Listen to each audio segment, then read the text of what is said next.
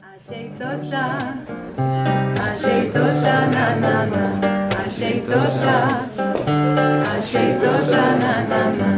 Axeitosa, axeitosa, na, na, na.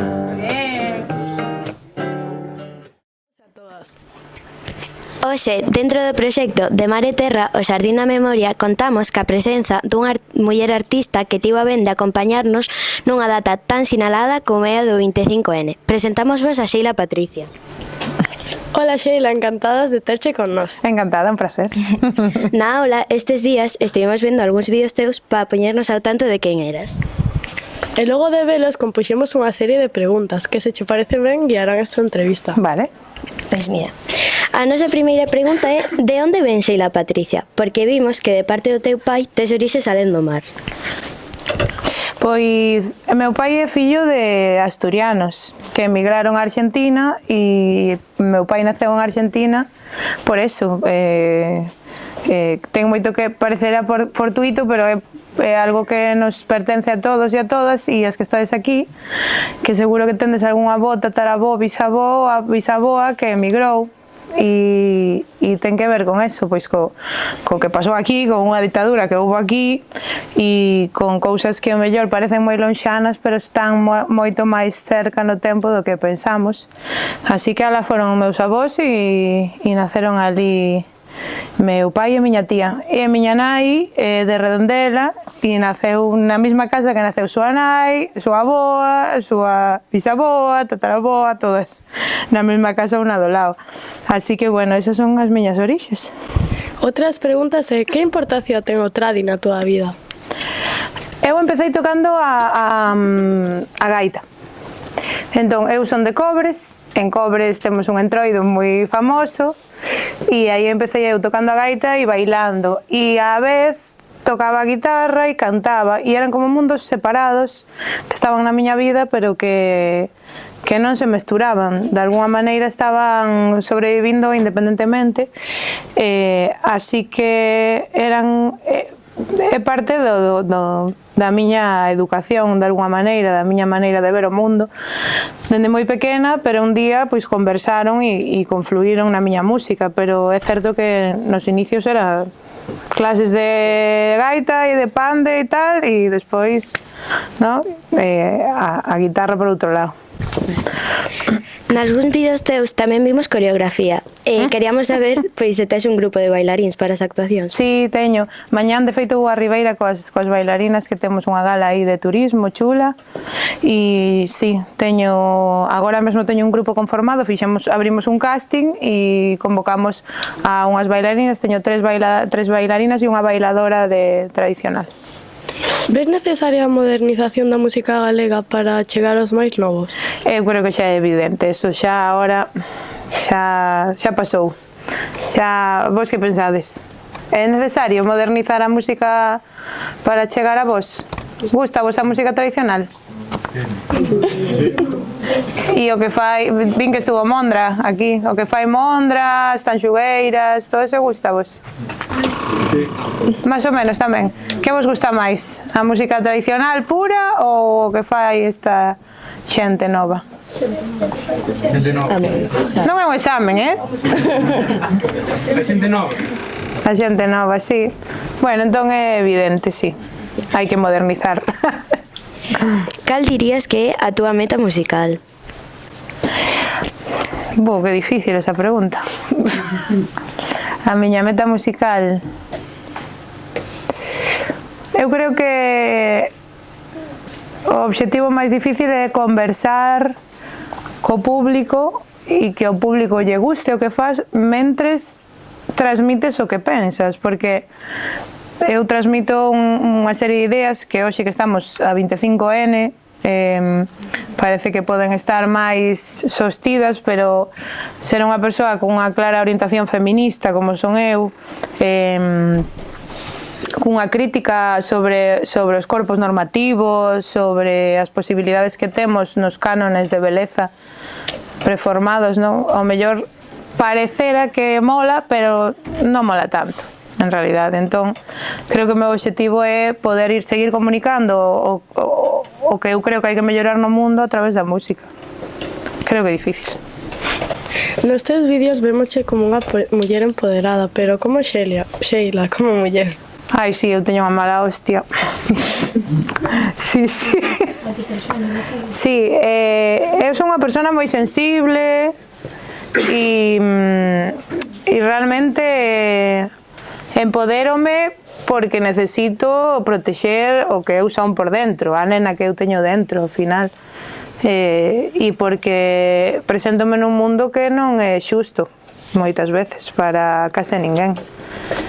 Para case ninguén é xusto, eu creo. Entón, creo que son empoderada, pero todo empoderamento leva detrás a protección de algo máis sensible, eu creo. Dirías que no teu proceso como artista tes recibido moitas críticas?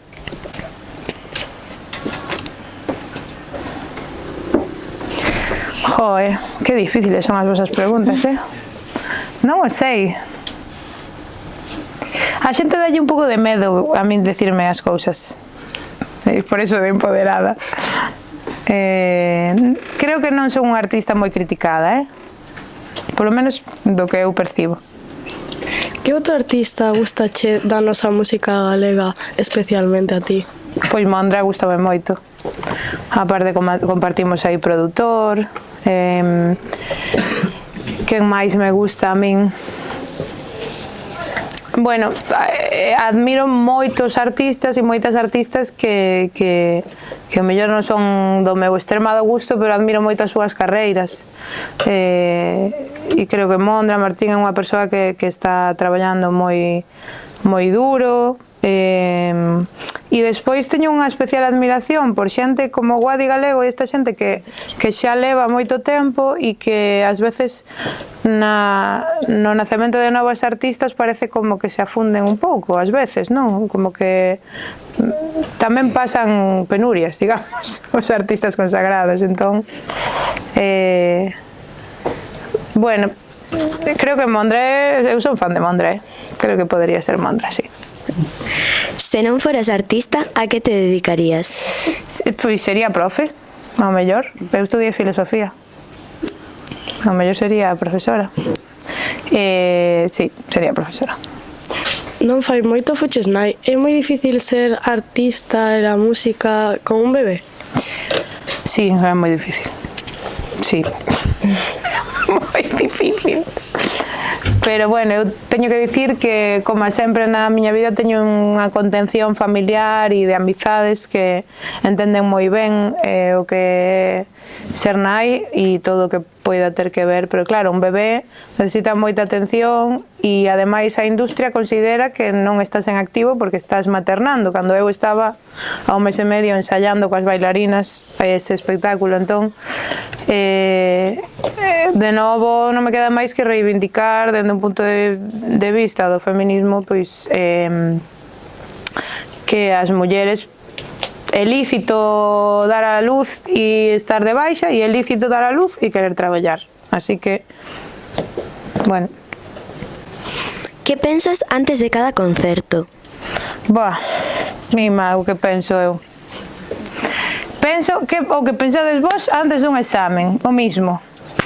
Que va fatal, vou fatal, outras veces vou genial, vas genial e saleche fatal, vas fatal e saleche genial, o mismo, pero bueno, sempre teño aí unha clara fe de que estou no camiño adecuado, de que estou onde quero estar. Por que decidiches apostar polo galego? Mira, joven, eu marchei a Madrid a vivir con el sueño de dedicarme a la música, como moita xente facía nesa época. E en Madrid dime de conta de que estaba dando clases e outras cousas que non tiñan nada que ver co meu propósito para intentar facer música e facer unha música nun lugar que era como unha selva porque había moita competencia, moita xente facendo cousas para mí moi superficiais naquela época e dime de conta de que de que tiña cancións en galego, que non estaba apostando por elas, de que teño unha lingua que hai que protexer, e nese momento fixen un clic e mudeime de volta para aquí e empecé co proxecto en galego, porque tiña todo o sentido para min, como que non facía nada ali. E por último, queríamos saber que nos recomendarías ás nenas de hoxe en día como a unha muller adulta, pois nunha data tan destacada como o 25N. Pois eu recomendaríavos que vos queirades e que credes en vos e que non vos importe demasiado o que opinan a xente do lado.